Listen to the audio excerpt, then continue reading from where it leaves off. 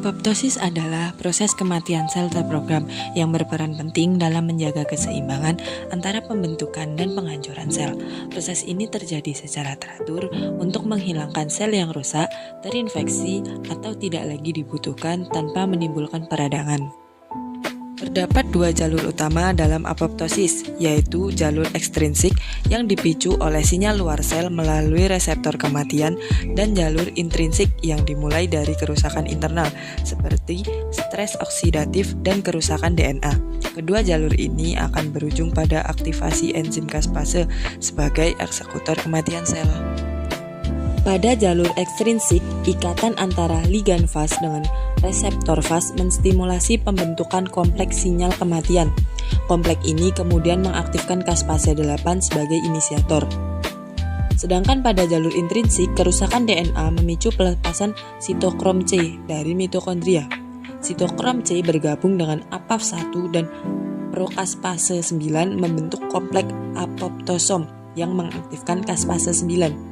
Kedua inisiator caspase 8 dan caspase 9 pada akhirnya mengaktifkan caspase 3 sebagai eksekutor utama apoptosis.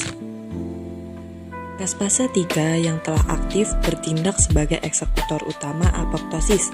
Target utamanya adalah protein struktural seperti lamin, aktin, dan PARP. Lamin adalah bagian penting dari selubung inti ketika dipotong oleh caspase 3. Inti menjadi rapuh dan pecah, menyebabkan fragmentasi nukleus. Aktin, bagian dari sitoskeleton, juga terdegradasi, sehingga bentuk sel berubah menjadi bulat dan menyusut. Selain itu, caspase 3 menginaktivasi PARP, enzim yang biasanya memperbaiki DNA. Inaktivasi PARP memastikan bahwa sel tidak lagi mencoba memperbaiki diri, melainkan benar-benar masuk ke fase kematian terprogram.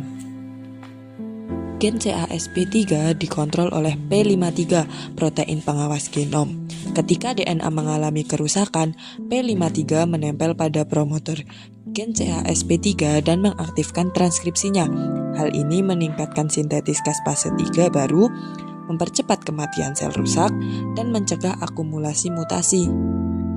Setelah gen CASP3 diaktifkan oleh protein P53, proses transkripsi dimulai di dalam inti sel. Enzim RNA polimerase 2 menempel pada daerah promotor gen CASP3 dan mulai membaca urutan basa DNA.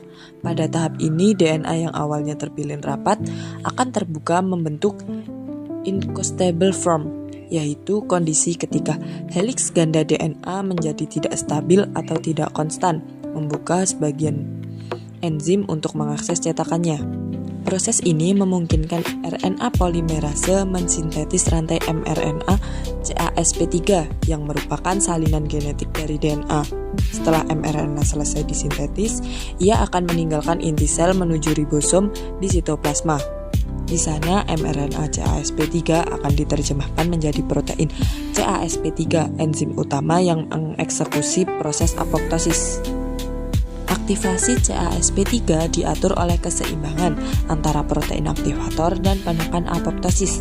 Aktivator seperti P53 meningkatkan permeabilitas mitokondria, mempercepat pelepasan sitokrom C, sedangkan penekan apoptosis seperti BCL2 dan IAPS menghambat aktivasi caspase 3 dan caspase 9. Keseimbangan ini menentukan apakah sel akan bertahan hidup atau menjalani kematian terprogram.